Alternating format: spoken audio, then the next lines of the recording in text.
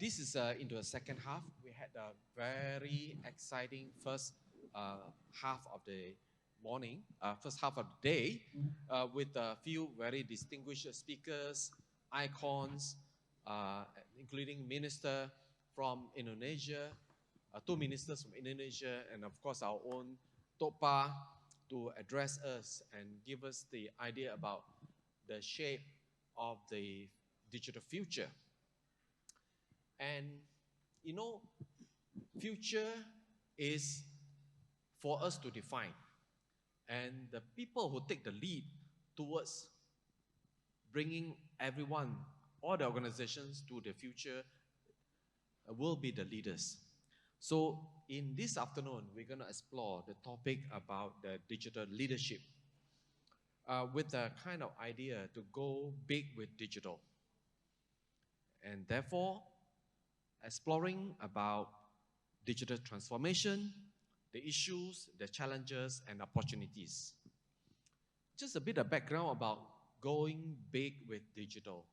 I have the chance to, in several occasions, expand on this word big, which stands for breakthrough, integrity, and good. And what does it mean? You know, often we say that when a good leader emerges, then that leads the whole community, leads the whole organization towards a breakthrough performance. And likewise, and when the organization becomes strong, it is an organization with a lot of integrity. And when they use the power organization to impact everyone else, it is actually a force of good. Now, in this case, we are talking about digital. Can digital be that fundamental force that allow us to achieve new breakthrough performance? Can digital be the means for us to enforce integrity? What I've learned in China is this: sometimes morality has to be enforced when they are under watchful eyes, when you are in a way, you know that all the payments are tracked because our payment taiko is there. So then you know that you need to actually behave with the level of integrity. And when it can be consistent, then it is about showing that it is an organization with integrity. And lastly, it is actually to make it sustainable. So as such, digital is a force of good, right? So with that backdrop, I'm very proud to share with you that our speakers today, they are certainly leaders in their respective areas that will be able to give us the wisdom. And you know, the profile of each of the speakers are already given to every participant. They are pretty long as they are coming from illustrious background, so I'm not going to repeat them. And I would like to urge you to go through the profile one more time to get familiar with some of them. And on my right, I'd like to welcome Mr. Mahadhir Aziz, who is the CEO of Malaysia Digital Economy Corporation. And on my left is Technologies Othman Abdullah, who is the CEO of Islamic Finance and Innovation Services, Silverlake Group, Malaysia. And another far left will be Professor Teck Yong, Dr. Teck Yong Eng, who is the head of Henley Business School, Malaysia, a professor of Business Enterprise and Analytics, University of Reading, Malaysia. And joining us online, we have Deborah Biber, whom I also had dinner with just recently. Welcome on board, Deborah, who is a UN ESCAP Digital Economy Task Force Chair, and also the Chief Executive of Blue Moon Advisory and former Executive Director of Pacific Basin Economic Council, Hong Kong. I received a message from Mr. Sim Sikut, who is a managing partner of Digital Nation Estonia, that he was actually on a few of the flights to be routed to the final destination, but there was a delay. So as we are having the conference, he is up in the air. So as such, he sent his most sincere apology, despite the digital age, that he was planning to join us online live, but now that he's in the air, he will not have the opportunity to do so, and he sent his apologies.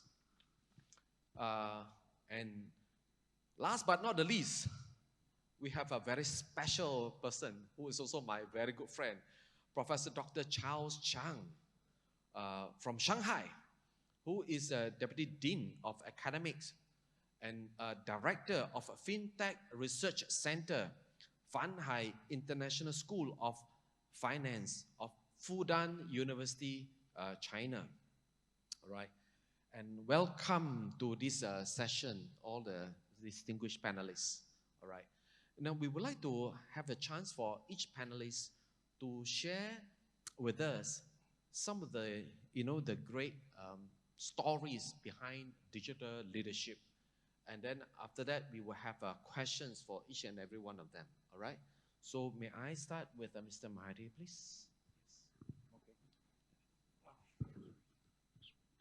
So, thank you. I think beginning and going first, basically, is there's a bit of a pressure here.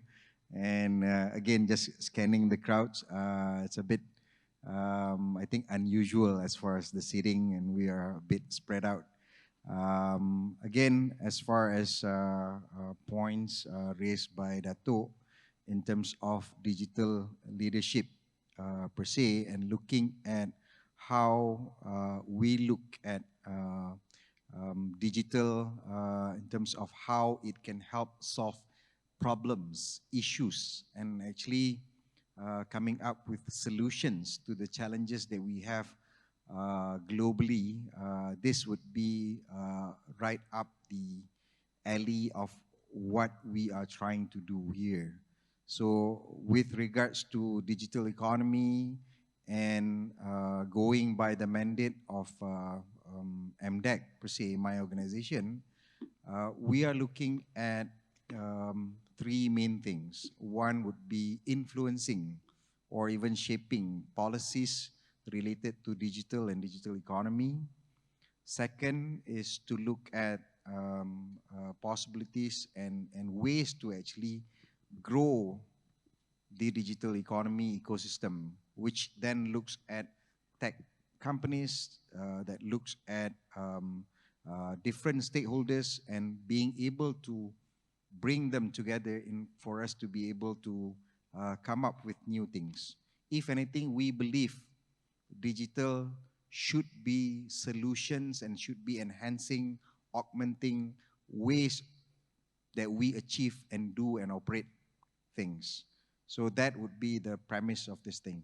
And lastly, we are bringing the transformation to the rest of the stakeholders, whether it's in this country, whether it's private sector or even public sector as well. So this is what MDEC looks at. And over the years, we have, I think I'm proud to say, not as an MDEC CEO, but rather as an industry player, an ecosystem player. I think what MDEC has done is has grown a number of companies, has produced quite a number of solutions. However, we need to be able to put context and purposes to what we do here. So again, it goes back to the digital leadership.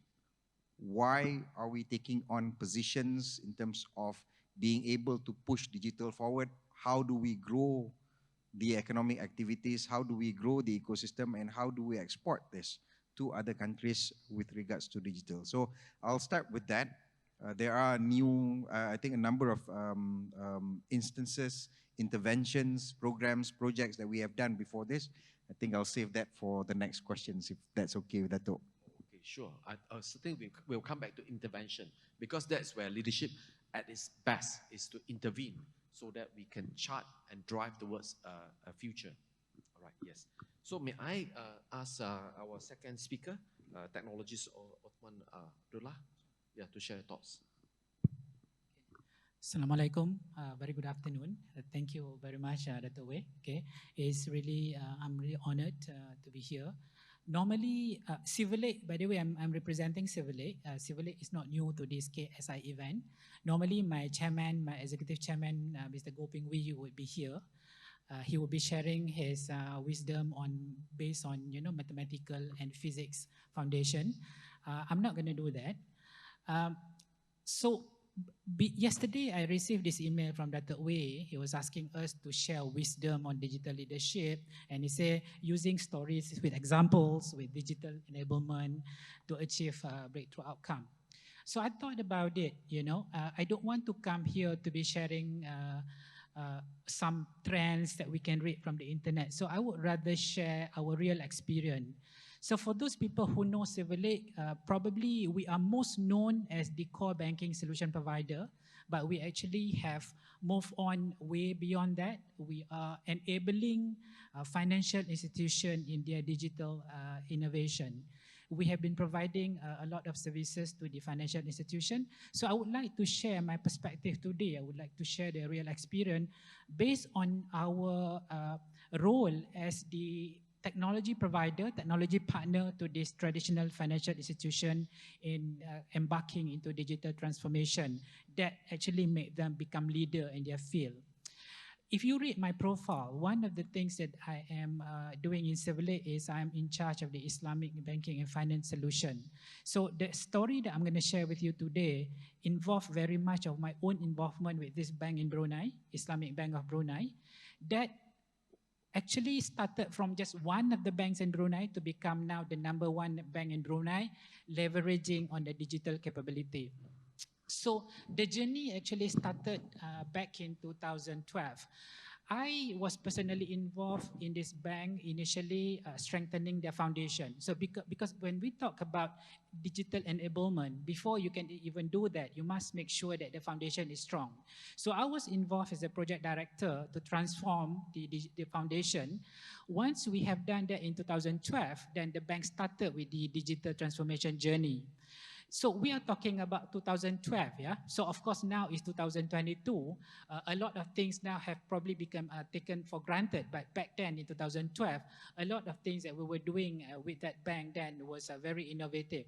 So we started off, for example, in 2012, we embarked into a transformation journey where together, Silverlake and Bank Islam Brunei, we come up with a roadmap. Because when you want to become a digital leader, you cannot do that overnight. It has to be an evolution that go through, step by step. So we started off with just mobile banking and merchant platform, and then we introduced mobile advertising platform, and then the bank introduced e-commerce. They come up with digital branch sales and service. They come up with finally a refresh and enhance their digital capability. So what this has happened to the bank, from one of the bank in Brunei, this become #1 in bank in Brunei. Their CASA market share, the current and saving account increased by 5%. Their cross-sell ratio increased from 50% to 90%, and it has increased the same day disbursement of the financing in the bank to actually 97%. And over the years, this bank has been winning award after award, best retail bank in Brunei starting from 2013, 14, 15, 16. And together we also won this ASEAN Banker Technology Innovation Award 2016. So what's the point here? What I'm sharing here is for you to become a digital leader. If you are starting from a traditional bank, you cannot do that overnight. You have to have a proper roadmap where you do additional feature and services, you add on, and you actually drive your business by leveraging on this digital technology. By that, then by enabling the digital capability of the bank, then the bank will naturally become the leader within that field. So this is, for the first 5 minutes, this is what I would like to share, Dr. Wei. Wow, thank you, Othman. That's actually very interesting. It's like a story of from good to great. So you actually go through the evolution process in the digital adoption led by a digital leader. Yes, I'd like to move on to next is our Professor Dr. Teck Yong. Thank you, Dr. Wei, and a very good afternoon to everybody. My name is Teck. Just call me Teck. I like to start by saying that I'm a researcher, so I'm not a corporate leader that we're going to talk about leadership. But what I can share with you about technology leadership is that what I understand about leadership in terms of research. If you look at leadership, we can actually break it down from the national level or the corporate level, in terms of leadership. And if we apply the word leadership, it brings to mind attributes like influence, someone who has influence, someone with, when I say someone, it could be your policy, someone who has trust, develop that trust, and then also someone that can actually command interest and as well as followers, to have followers. So when we say leadership, technology leadership, if, for example, at the national level, at the country level, there are a lot of factors that come to play. For example, like this morning, we had Mr. Murthy from Infosys. He talked about the importance of culture. Culture plays a big part in it. In Malaysia, perhaps we are blessed. We have multicultural, and we all know that from research, from what you read, quite often, the intersections of different cultures actually disrupt the norm, and this disruption is actually creating innovations. And if you look at it again at the national level, and policymakers, when they talk about leadership, it's a lot about investment in research and technology. Research and technology as in R&D, investment in research and development. As a researcher, again, I emphasize that, from the empirical, many empirical studies that have been published, if you look at nations, globally, which nations produce the most intellectual property rights? Okay, you can look at US, Israel, China. These are the main countries that actually produce a lot of intellectual property rights. So how did they get that right? That's the question for a lot of policymakers. Okay, I'll leave that question. Maybe you'd like to share with us later. And also we got experts on the panel here. And at the corporate level, let's talk a bit at the corporate level. Corporate level, there are many things that we can look at it. First, the organizational climate. And then, of course, we talk about leadership in technology. It's not just about investing in technologies, right? Because you could have a lot of capital to invest in it, but it's not necessary it's going to be successful, because it takes more than capital resources or financial resources. One of the things that we know is obviously knowledge. And that core knowledge, early this morning we heard about talent, talent development, talent shortage. That's been one of the emphasis of MDEC, I believe, which talks a lot about talent, skills, upgrade, and reskilling. In companies, for example, leadership is a lot to do with vision, isn't it? We know a lot of great companies, they build their vision and they follow through. And because the employees and all the leaders that work with the corporate leader that actually have a lot of support, working as a team and collectively. And that because there's a coherent strategy, a coherent vision that being supported by technologies, as well as being supported by the infrastructure at the national level. So I think, I just stop here to let, my fellow panelists, to throw some questions or to interact with you so we can continue the conversations. Thank you. Thank you, Prof. Teck, for this, describing two levels, the country level as well as corporate level kind of leadership and roles. Next, I'd like to move on to Ms. Deborah Biber.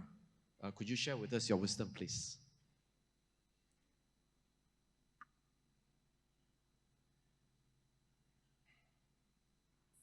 Thank you.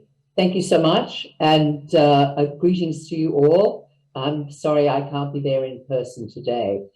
I'm going to concentrate on something that's a little bit different, and that's actually the successful traits of digital leaders in companies. And this applies really to any kind of business, and it applies to any size of business as well, because we are surrounded by MSMEs and large companies. So what I'm looking at are the key traits for digital leaders that allow those leaders to leverage on disruptions and scale their organizations through digital transformation. And the pandemic, I'm sure we've all talked about that today, has led to a certain uncertainty that is sweeping through organizations and functions. And the only thing we can be sure about is that we are stepping into a digital future. In fact, that digital future has arrived. From hybrid workplaces to online collaboration, the onset of a digital future has never been more evident than it is today. According to The Economist, digital-enabled services are soon going to be a regular feature in every sphere, if they aren't already. Major advancements in technology and adoption have created a space where being a laggard is simply not an option for any business. However, to adopt these practices and integrate them into the core functions for any organization, large or small, the presence of a digital-ready leadership is an absolute prerequisite. So let's take a look at just some of those traits of digital-ready leaders. The first is to digital leaders shape a strong vision and inspire others. Nothing starts without a concrete roadmap, having clear milestones and actionable checklists. Digital leaders are able to create a vision that acts as a compass for others to follow. They think beyond industry boundaries. It's not enough to follow best practice and emulate what's already been done. True leaders don't settle for the present, they gear up for the future. Digital leaders constantly identify gaps in their industries and then set out to bridge them through the latest technological innovations. They don't go by the book. Instead, they become a pioneer for others to follow. Digital leaders are always curious about the new. Creativity is always followed by curiosity, as digital leaders set out to find new and tech-savvy ways to implement their digital vision. Sorry, Deborah, can you speak up a little bit more, or maybe the earpiece? Yeah. Can you hear me now? Yeah, that's better. Thank you. Yeah. Oh, I'm so sorry. Okay, so digital leaders lead teams that will win over adversaries through collaboration. And while digital know-how and technological knowledge aid leaders, it is their soft skills that are the most important when they lead their teams through periods of transition and disruption. According to the Harvard Business Review, true digital transformation can only come about if leaders take the initiative to inspire their teams to upskill and provide them with the required support. The fifth skill is that they reimagine and experiment. Now, we all know that the journey to digital transformation is not that linear and simple. It takes a lot of experimentation and trial to pin down what works and what does not. This is where the vision and perseverance of digital leaders comes into play, as they don't back down after a few failed experiments. The penultimate trait is that they don't shy away from risks. Needless to say, undertaking the process of digital transformation is a step away from the comfort zone of many companies.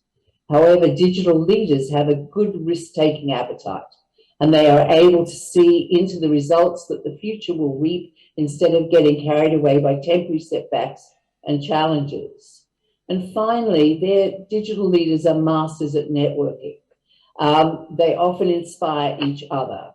Digital leaders derive inspiration from others by leaving no stone unturned when it comes to networking. And the pandemic has allowed us for has also allowed a host of webinars and summits to take place virtually, just as I am with you today, which digital leaders have been using to their benefit. They showcase their own vision and accomplishments while learning from others and make meaningful connections with other industry leaders that inadvertently help in the long run. Really, to sum it up, digital leaders stand out because of their innovation and vision, not necessarily through their position or seniority in a company. By fostering a culture of digital dexterity and adoption in their organization, such leaders take their organization a league ahead. Digital leaders are well aware that every industry, from manufacturing to professional services, can benefit from digital practices. Thank you. Wow, thank you, Deborah, for sharing with us the traits of the digital leader. I'd like to quickly move on to Professor Dr. Charles Chang. I think he's very eager to share with us. I know personally that he has a wealth of experience, not only academia, but also as a business leader. Professor Dr. Charles Chang, please. Thank you, Dr. Wei. It's really my honor to join you guys here online. I had wanted to join you guys, in person, but of course, I live in Shanghai, so I wouldn't be able to join you down the block, much less out of my country. So we've been facing our own challenges here, really, that have highlighted the importance of going digital sooner rather than later. So just a couple of messages I think I might share today. First of all, the Fudan Fanhai Fintech Research Center is principally a policy think tank. So when we think about leadership, we're thinking about, and I love Ms. Biber's analogy of the compass. When we think about policy and white papers and national leadership, really it's about pointing us in the right direction.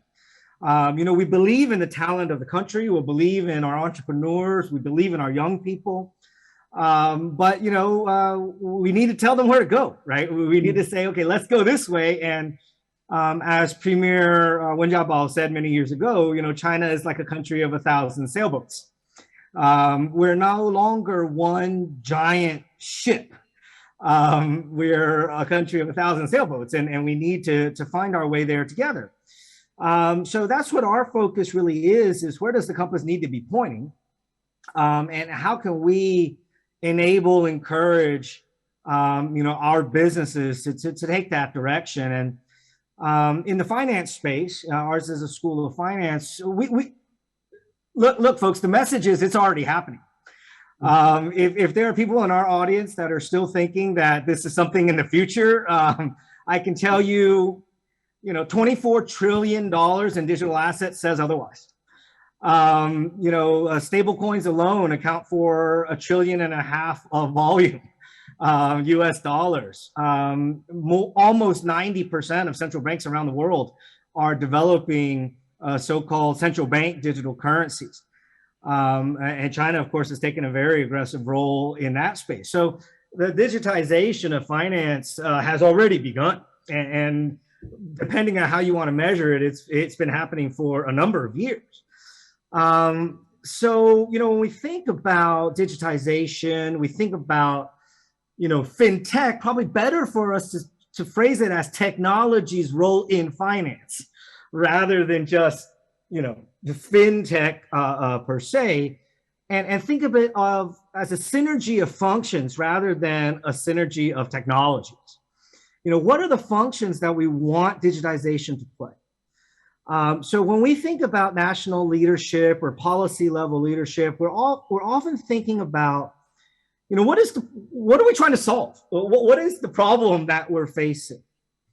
And at the same time, what are the externalities of going digital that may be unintended or even, unpredicted?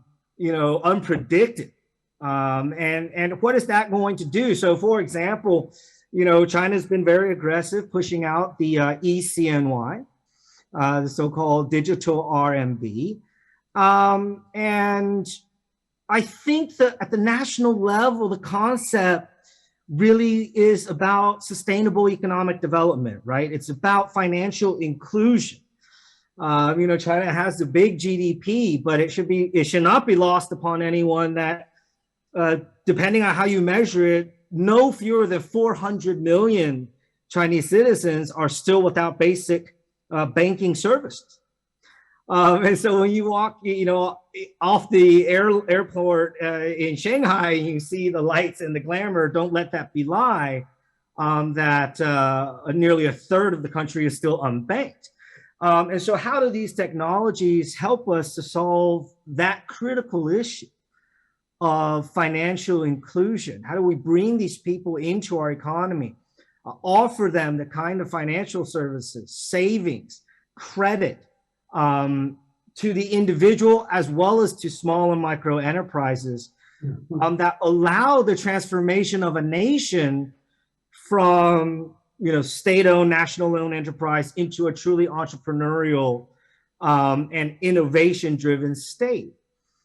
To give another example, when we think about innovation, so for example, in the blockchain or cryptocurrency space, we're very often faced with, are you an innovator or an exploiter, right? Are you using innovation to help the lay investor, or are you creating pits for them to fall in? And again, it's the use of technology, it's digitization, yet I think those two outcomes are of course very, very different. And one of them perhaps very desirable and the other perhaps the opposite, right? So when we think about leadership, I really think a lot about what are the problems we're trying to solve, and then being very mindful of what problems are we creating in the meantime. Wow, that's great. Yeah, Prof. Charles Chang talk about bringing leadership to the highest level, looking at it at the national level. What are those problems to solve? And essentially, it boils down to achieving the sustainable economic growth and also financial inclusion.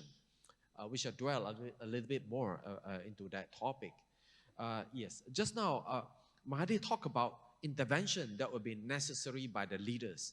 I'd like to actually ask you some of the examples of the interventions, and also what are those challenges to overcome those problems, or in achieving some of the intended targets.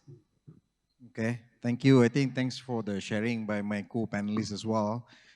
Just taking on the topic of intervention, if I were to link back to what I said earlier, the role of MDEC as far as the Malaysian digital ecosystem has long been, listed out in terms of what we have done. However, I think we are celebrating actually the 25th anniversary of MDEC and the digital ecosystem in Malaysia last year, and we are having that celebration in a few days. However, it gives the opportunity for all of us, not just MDEC itself, but the rest of the ecosystem in Malaysia, to reflect on exactly what have we achieved. So I'm sitting here and I keep telling this and repeating this to whatever functions or whatever crowd that I have. I'm being critical of not only the seat that I'm sitting on right now, but the organization and also the agency as far as the function that we are supposed to be delivering. So again, going back to the intervention, we have run projects, we have run programs that looks at building infrastructure in the form of MSC cyber cities, cyber centers, Malaysia digital hubs, and then we have programs that looks at adoption or digital adoption. And this is very apparent, especially during the MCO that happened over the past couple of years, where we moved a lot of the offline merchants, again, the groups, micro SMEs, from offline onto online, onto the shopping platforms to be able to produce and sell their products online. But again, is that the end game? Is that what we want to do? Or is that, the final destination for all these guys to be digitalized and that's about it? We're looking at talents as well. Programs that we have done, whether it's being taught and being run at primary schools, secondary schools, university and colleges, upskilling and reskilling of professionals. And these are the kinds of programs that we have run. We have, I think, just to name a few in terms of programs, we have Go e-commerce, Shop Malaysia Online, MyWit as programs for digital technology, Glow as well, Global Online Workforce and things like this. Why I keep highlighting all these things, and I also mentioned the fact that we have the opportunity now to relook at that, is because the kinds of interventions that we have done before this, are they producing the right kind of products and outcomes that we want, or are they just merely output towards that final destination? This digital transformation journey has to look at, I think, at least in one aspect. One is to increase the economic activities. So when we look at the economic pie of a country, of a region, or whatever it is, we are looking at it and we keep saying that today the target is 25.5% of GDP of Malaysia is to be contributed by the digital economy ecosystem. A few years from now, we want the entire pie to be digital. Basically, digital is the economy. So that's the reality that we are facing. That is basically the glimpse into the future that we saw as a result of the MCOs. That work can still function, education can still be delivered, healthcare services, public services can still be delivered in another form because we are going digital. So again, as I said earlier about putting some context and purpose to what we are doing, and this is very interesting because we need to be able to look at the companies that we have trained. Today, we have close to 3,000 MSC status companies. Where are they today, and how are they contributing towards any issues or challenges that we face today? Digital has to be able to contribute to those kind of solutions. And we are rallying this. Those companies, those very companies that we have built, we have trained, we have enabled, we have funded towards coming up with those solutions. And I think this is the kind of interventions that we are looking at. Second, we also identified that over and above all these interventions, one thing that has been considered an afterthought all this while is very much on guidelines and regulations. In my previous life, my previous organization called Futurize, what we did was specifically to relook at existing regulations, to look at the laws that we have right now, and to intervene, adapt, create, or build new ones, because we need to be able to allow and facilitate introduction of innovations and technologies, the things that we are commercializing from the universities all the way into the market, to be able to be accepted, to be adopted, and to be regulated by the right authorities. So that would be the new kind of interventions that we believe now at MDEC, we have the opportunity to actually do that, revisit, and actually improve on this thing. Lastly, it's not only about building this economic set of activities based on digital, but very much into providing the right kind of intervention to the right target groups. So what has worked before this, or what hasn't worked before this is the opportunity for us to be able to look at. Possibly we're giving to the wrong groups. Possibly we're giving the wrong quantum. Or third one, the wrong medium and platform. So we have to be able to look at all these things. And I think this is what MDEC is seriously looking into and working with other agencies, not just in Malaysia, but also regionally as well, to be able to understand and know where we stand and how to actually come up with new sets of interventions. Thank you. Wow, that's great, because Mahadhir talk about at the national level, macro level intervention. To start with, it's about reflection of the last 25 years. What works, what didn't, right? And because it has a various initiatives. And then ultimately, it is about leading towards the economic well-being, increasing the economic activities and the pie so that people can benefit from this.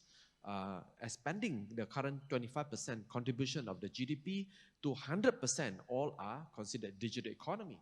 That's real lofty goal. Congratulations. And you also talk about, you know, the need to review the guidelines, rules, and regulation, because it is you know, could be a stumbling block or it can be an enabler. And lastly, very aptly, is about very targeted approach so that the intervention will achieve the intended objective. Yeah. So on the topic of intervention, I'd like to move into micro level. So for Othman, could you share with us what has this, you know, your experience shown about, you know, at a company level intervention that works best in order to propel the, you know, the bank that you mentioned to become the leader in Islamic bank in the region? Thank you. It's interesting, starting from the first panel, we go one round to hear different perspectives because of the diversity of our background. So again, I'm coming back to my perspective here, particularly today when I'm talking, is as a solution provider to the financial services industry. Yeah, so that's what I'm going to offer. So I think the last panelist in the first round just now, Professor something from Prof. Charles, right? He mentioned about, give a lot of example about how this, you know, digital economy and fintech and digitalization in financial services and what are the benefit. I think all of us know about this already, right? So all of us know that definitely, you know, for example, financial inclusion, how the digitalization has helped to actually bring up the services in the financial services industry. But why are some people ahead of compared to the other, right? So what is stopping some people from doing that? There was a point mentioned about, I think Mahadhir mentioned about economic sense. Yeah. So at the end of the day, whatever we do in this digital transformation to be a digital leader, it has to be in line with economy. So coming back to the financial services institution, I actually sit in the board of a bank in addition to my service in Silverlake. So I basically have the privilege to look at from two different perspectives, as a solution provider as well as a customer. So before you can roll out a service in a financial institution, you have to be able to convince the board that whatever you're doing at the end of the day is revenue generating. The conversation will be at the end of the day, how much cost are you saving? How much additional revenue are you bringing? You know, if you watch the video by the professor from Singapore just now, you know, I can sit here for hours, you know, because they're so interesting. You go to a different world, they are very interesting. But the moment you start talking about that in the business sense, right? When you're talking about running as a business, you know, does it make sense or not to introduce all those things if you are not talking at the end of the day, how much cost are you saving or how much revenue are you generating? So coming back to that, so in order for this organization, some organization, why they are ahead of the other, based on our experience in servicing this financial institution, those who are leaders, those who are ahead compared to the others, they have good human capital, good champion, a strategy person within the organization that drives the agenda in line with the business. Yeah. So at the end of the day, whatever services, whatever features, whatever digital innovation that you introduce, it is actually to support your business. Technology is sexy, you know. You want to blockchain everything, right? But does it actually make business sense to blockchain everything? So at the end of the day, whatever you do, it has to be in line with whatever the business. So based on our experience dealing with people in organization, they are ahead of the others. They have creative people who are practical at the same time. They know where they want to go from technology standpoint. They know how to leverage on technology to improve their business. But at the same time, you know, they are practical to only introduce those actually that make business sense. And they have the energy to basically defend the idea. They come up with a creative idea. Then they have to, you know, in financial institution, before you can do anything, it has go to many rounds of approval.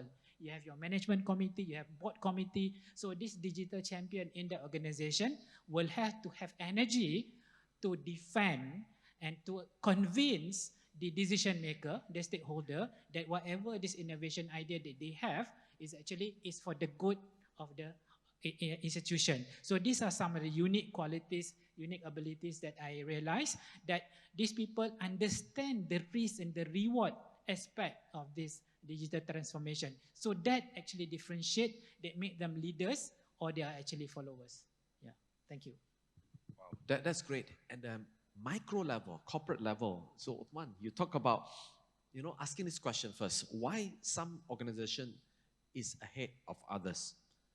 And then when you embark on that kind of digital journey, it is about either bringing more revenue in, more profit in, or reducing the cost. And you also need the champion who can actually lead and defend all the way and develop the people, develop the talent. So that calls for intervention at the micro level. I'm going to move to Prof. Teck to talk about the culture. Since you touch on the culture, what would be the kind of culture that the digital leader need to have in order to have a proper, shall I say, the style or effectiveness in this digital era? What kind of culture would this digital leader need to develop?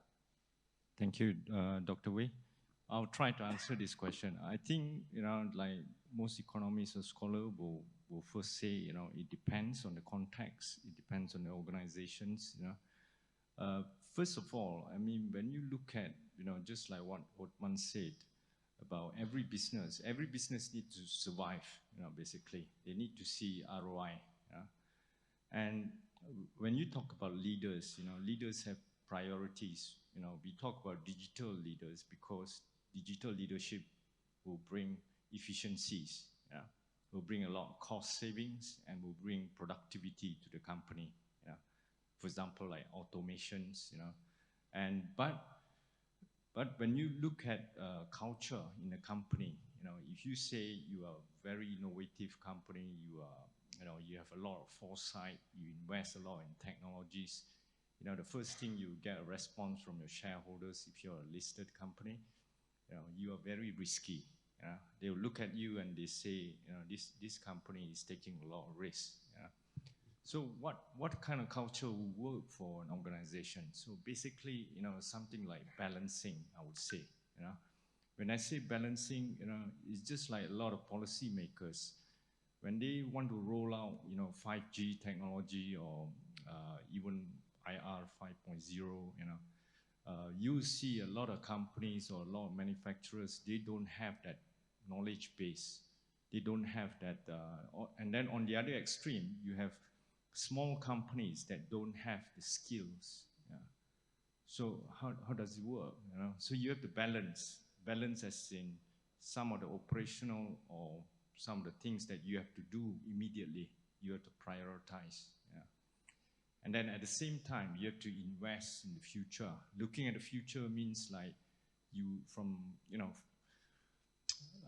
behavioral economics, as someone who talks about economy, you'll be looking at organizational trying to exploit at the same time to explore. They can't be doing exploration all the time because they have to invest a lot. So that kind of leadership requires a leader that have a clear vision. A clear vision means that you have open lines of communications in an organizations that constantly engage with all your stakeholders. That stakeholders, can be your communities, can be your customers, can be your shareholders, can be your employees, of course, And that clarity in your vision, clarity in what you do, clarity in your priorities, involve both short-term as well as long-term goals. Short-term goals a lot to do with exploitations. If you look at the technologies around us, a lot of companies are exploiting technologies. They are not creating technologies. Exploiting technologies means that you are applying technologies to gain efficiencies.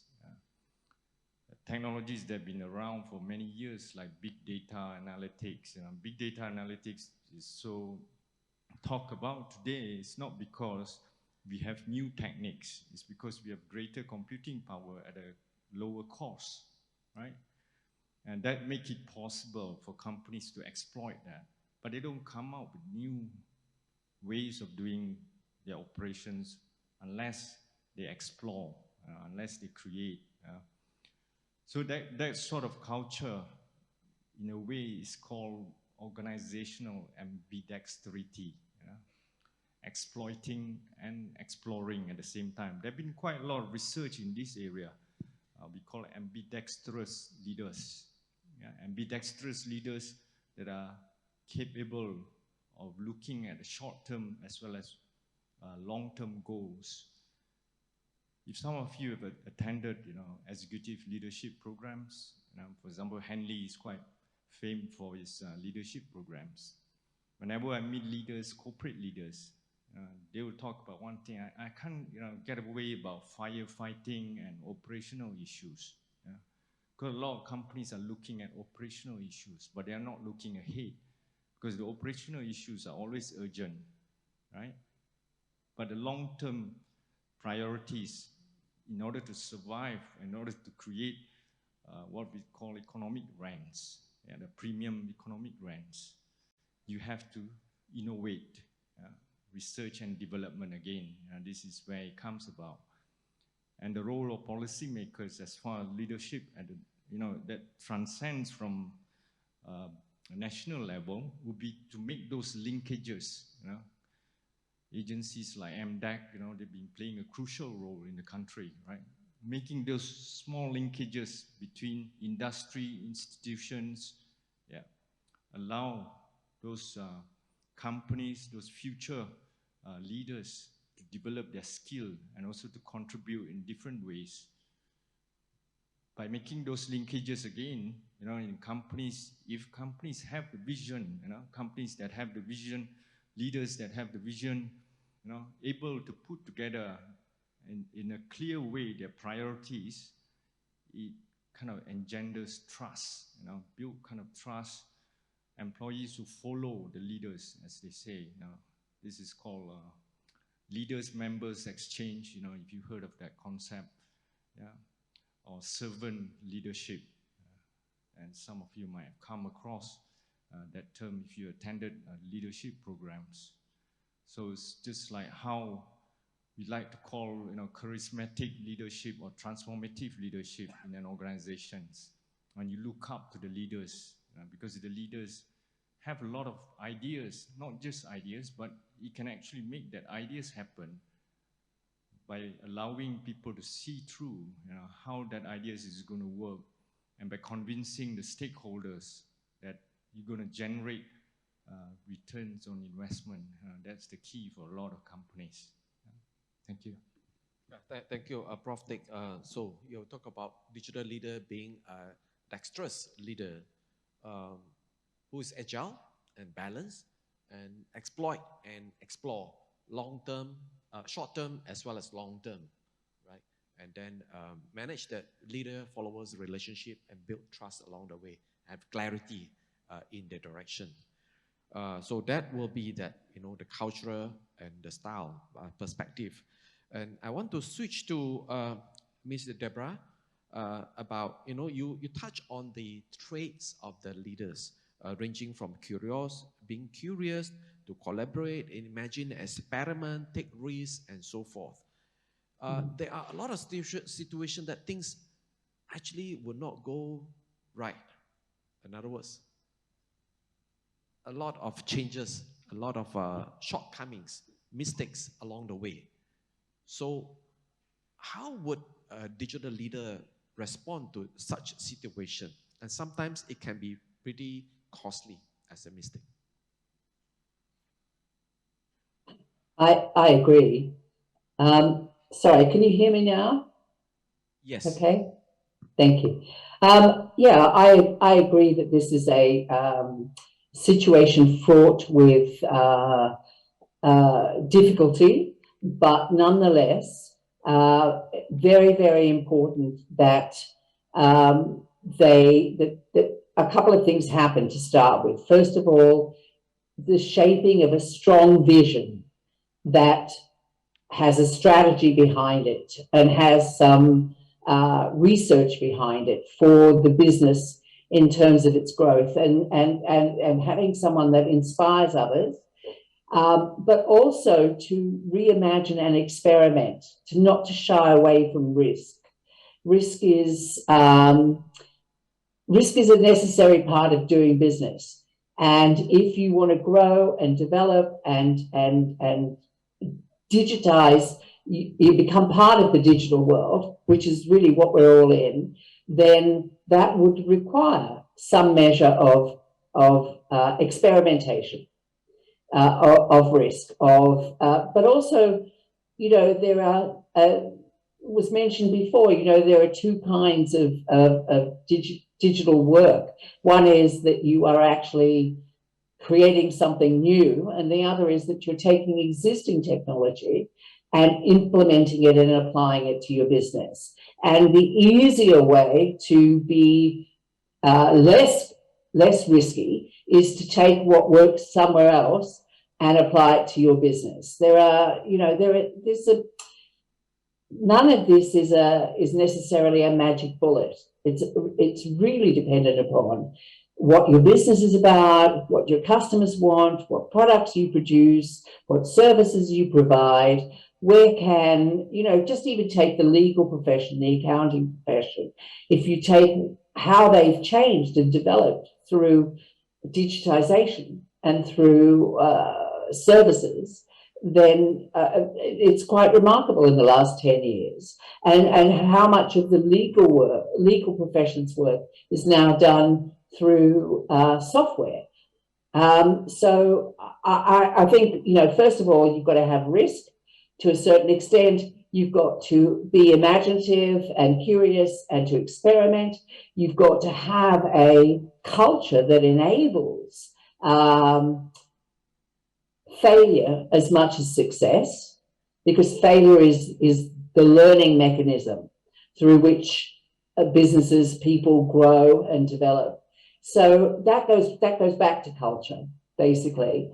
And so I think that, you know, it's inevitable that some things will work and some things won't. But if there's a strong vision and a strategy, and that you understand and adopt and accept the risks that are involved, and that you reimagine where you will be and you experiment along the way, then, and you actually provide a culture of risk-taking and therefore failure acceptance, failure learning, I should say, more than anything else, then I think we can see a way forward in business to adopting digital outcomes, digital undertakings. You know, the critical thing, particularly for small businesses, is this democratization of digital that enables small businesses, one-man bands, tiny little industries to be able to grow and develop and provide better services and better outcomes for their customers along the way. And so I think risk has a capital R, and I think it's a good thing. Right. Wow. Okay. Thank you for that. You know, you talk about Deborah, this the need for the imagination and experimentation, and therefore go through the iteration and make some mistake, take some risk, and learn from it. Right. Sounds very much Exactly. like an entrepreneurial approach. Being an entrepreneur, I can relate to that. And as can I. I think that an entrepreneurial approach to everything has great merit. Yeah, and we also learn that, you know, with the failure, we also need to find a way to be able to accept the failure and therefore move forward from there, learn from it. Or to learn from failure. Yeah. To learn from failure. You know, quite often leaders find themselves very difficult to kind of face the fact that it could fail. And some initiatives, some plans, some projects could fail. And because in the corporate world, it could cost the position. At the country level, it can cost their the kind of political credibility. So because of that, it is easier to err on the conservative side than, you know, to kind of take extra risks. So I think there's a need to kind of shift the mindset, as what you have mentioned. All right. Thank you. And I'd like to move on to Prof. Charles Chang. You know, because you actually have taken the approach of the macro and national level, especially the sustainability, financial inclusion, and with the instruments such as the central bank digital currency. And I'd like to kind of expand this to the region. What is your view that, that idea of sustainability and inclusion could include a wider communities in involving, the region, involving multiple countries, even multiple continents? What's your view on that? Thanks for that question, Dr. Wei. It's by its very nature, isn't it? When we talk about digitalization and the cloud and all of this, it's by its very nature about interconnectivity, right? That is where the real gain is in that ability to, as Ms. Biber spoke about, rapidly scale. And not just at a local level, but on a global level, right? That's kind of the whole point, right? That's kind of the whole reason why we want this digitalization, this cloud, this ones and zeros that surpass and go beyond cultures and borders and physical locations. But we also have to be mindful, okay, that now when we talk about that, you're talking about multiple regulatory bodies and sensibilities, right? Many times the difference isn't whether we intend to regulate, it's what is my sensibility around regulation in the first place. So I'll give an example, so for example, in digital banking, right? So if we look at many of the gorillas in the digital banking space, Chime and so forth, right? The mega players in where they started, principally in the United States or in Europe, the sensibility really is, the capital market will figure it out, right? So many of these are unlicensed bodies. And when we talk about these companies, and I think Dr. Teck really hit it on the nose, it's not that they necessarily created any new tech. Each of the techs had already existed, but the clever business model innovation, right? And the way they're using it. When we say, okay, well, we'll allow people to use big data, and the big data will then drive product development, right? Rather than, a team of 10 people watching the markets or client-side salespeople sort of guessing what the market wants. We'll take it straight to the data. We'll look at the consumption behavior and we'll say, okay, these are the products people need. That's a business model innovation, right? They didn't invent big data. That having been said, the issue of whether a digital bank needs to be regulated or not is an issue of sensibility. Now, even in the United States now, we're seeing people walk away from the unlicensed sort of, I am a fintech company, not a financial institution. We're already seeing people move away from that, right? So a later player, such as, say, Varo in the United States, went through the entire licensing process. Now that's 2 years. That's upwards of $100 million US. I looked at some of their filing data, 15,000 pages of filing data. So, there's going to be a cost to that. And that then comes to your sensibility. In a country like China, that cart would not have led that horse. The licensing will have come first rather than the business model innovation. So I think that's an issue of cross-border cultural sensitivities and how their population accepts that, right? So again, in a country like China, you might find that with the example of data privacy, you might find that people in China are much more comfortable saying, I like my government to protect my privacy. Whereas in another area, if we talk about GDPR in the EU, they're more comfortable saying, okay, well, let's make this thing an asset. Let's charge to use it. Let's transfer some of the incentive to the individual, and we're okay with that, right? So the issue of interoperability and interconnectivity is not a trivial one by any stretch of the imagination. And when you get to issues such as now central bank digital currencies, and how do these things engage with existing cash transfer protocol and SWIFT and so on and so forth, the issue of interoperability becomes, I think, even more murky.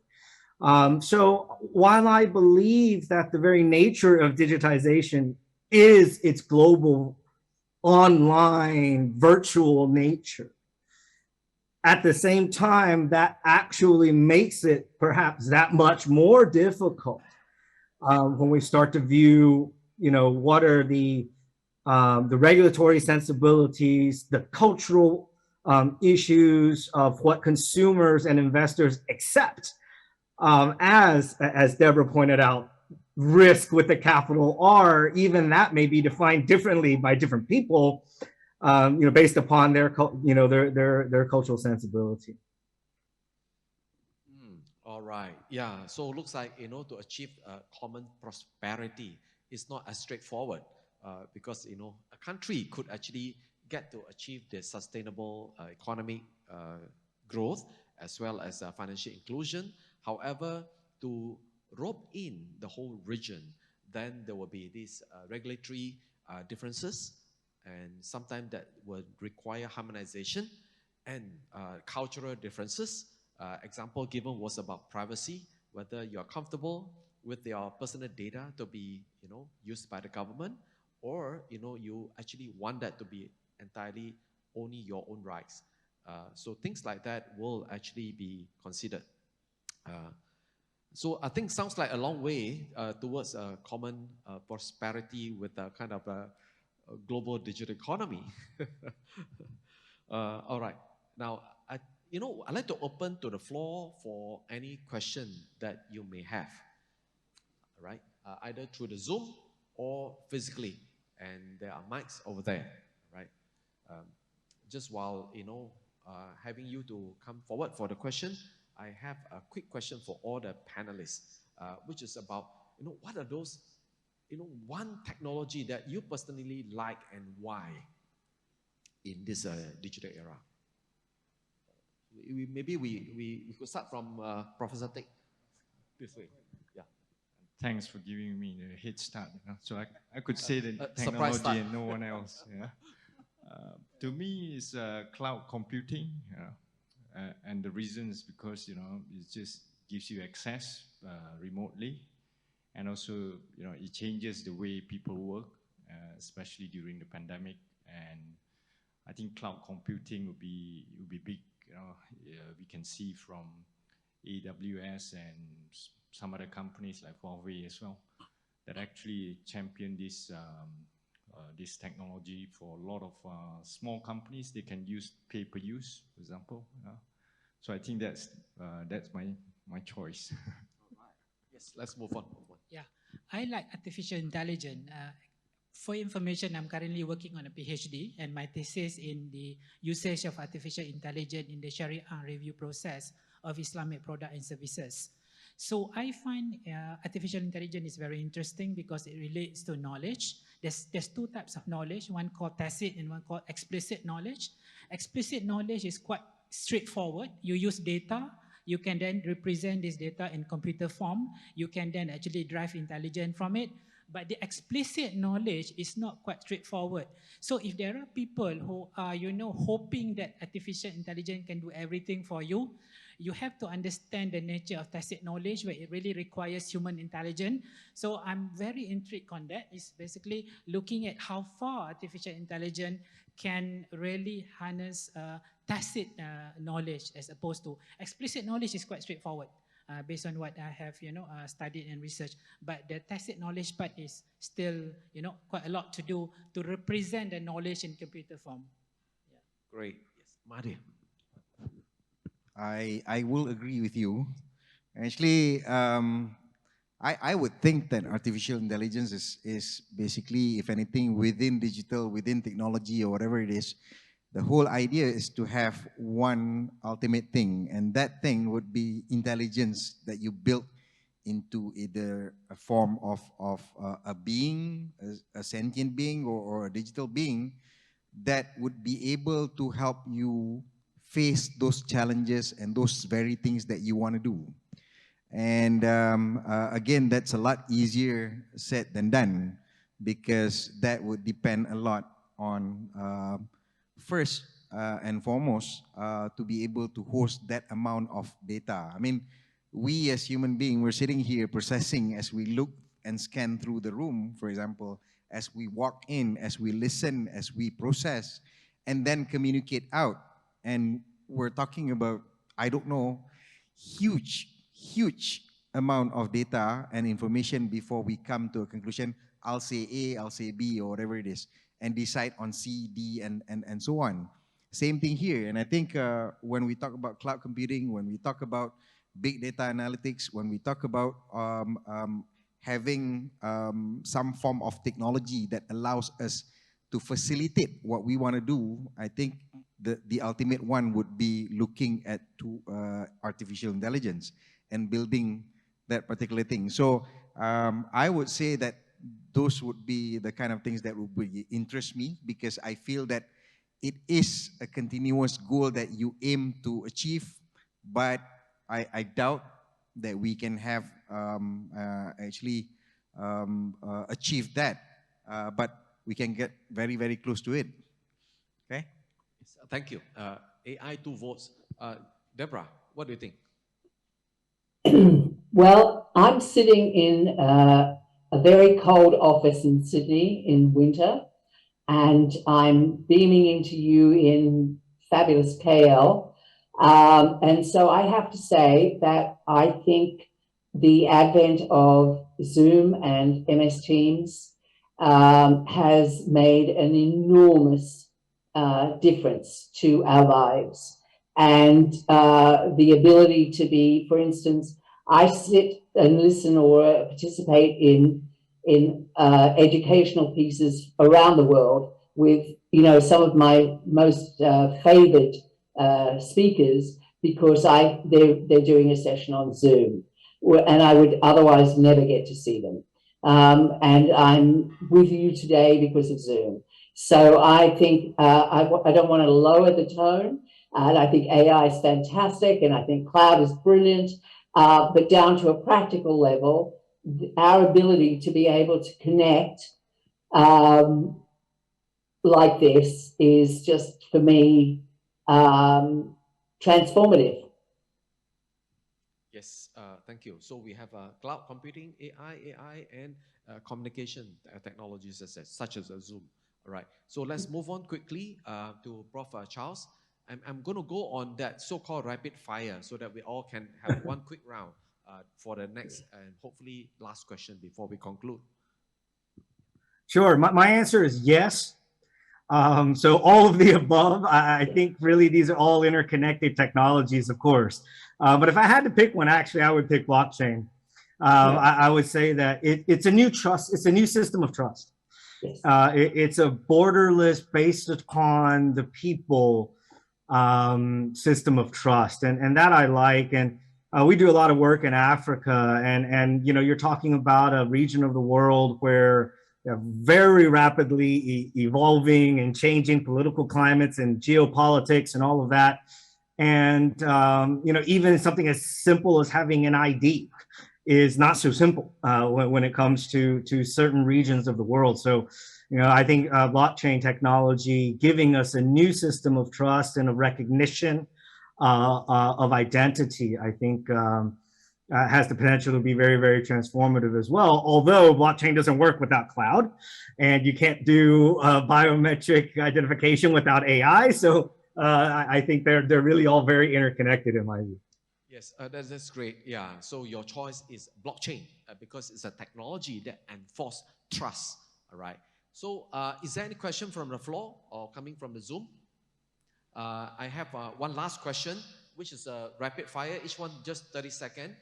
What are those skills or those competencies that the leader and the followers would need to have in order to thrive and excel in this digital era? Starting from Mahadhir? Oh, I'll go corny on this one. I think for any leaders, one is for you to be able to come up with a vision. So again, being visionary and have the skills to actually define what the vision is all about. Second would be to be able to communicate that vision. And third one is to be able to rally and get people to buy into the same thing and move forward. That can be digital, that can be applied to anything. So leaders, I think today we're talking about digital, tomorrow we'll be talking about something else. But as long as you can do those three things, definitely that would set you at least on your way to achieving that. All right. So that's very much leadership skills, right? Yeah, we could also extend to the wider competencies and digital competencies as well, right? Yeah. So yes, Othman. Yeah, I summarize at a very high level that in order to be a good leader that drives the digital agenda, that leader in the first place must have digital literacy. Yeah, they have to be digitally literate. By what it means by digitally literate, that person has always been up to date with what is happening. Keep updating their knowledge. What are the latest technology? What are the latest techniques? What are the latest tools? So once you have all this information, then you can lead, right? Then you can leverage on whatever resources that you have. Continuous learning. Yeah. Yes, Prof. Yeah, my page would be a leader that promote a learning culture, a culture that actually let employees and all the leaders in an organizations follow a path of continuous learning. That's the only way that companies can sustain their competitive advantage, because that way, companies can actually look into problems in a creative way and find solutions because they are continuously learning. And also it overcomes the problems of, not overcomes completely, but reduce the impact of changes in the environment. Yeah, thank you. All right. Yes, Deborah. A leader who is not risk averse and who has a view of growth, who's curious, wants to grow, wants to embrace the new. Wow, curious. Yes, Prof. Charles. Yeah, I'll agree with all of them. I would use the words open-mindedness and non-judgmental. Yeah. Because, many of the leaders are people our age, and things that are very obvious to a younger generation, for us, sometimes we block. So I think really being open-minded about new things and not to judge or rush to judge, I think would be the core things I would think of. Great. Lastly, I would like all the panelists, starting from Prof. Charles and then Deborah, and continue to these physical panelists, about one sentence what you would like the audience to take home with. What is the one message that you would like the audience to take home with, starting from Prof. Charles Chang? Okay, so digitization and technology are already here. Get on board or get left behind. All right. Yes, Deborah. Be brave, be curious, and be, as Professor Chung says, be open-minded. All right. Prof. Teck. Yeah. Don't be afraid to learn new technology, and continue your learning journey. Yes, Othman. Embrace technology or else you will be left behind. And Mahadhir. Yeah, I'll just repeat some of this. I like the fact that we should be open-minded about this. We need to be bold. We got to think possibilities with technologies. So, yeah. Great. With that, I'd like to bring this session to the close. May I invite everyone to give a big hand to all the panelists here who are very distinguished resources for us. Thank you very much.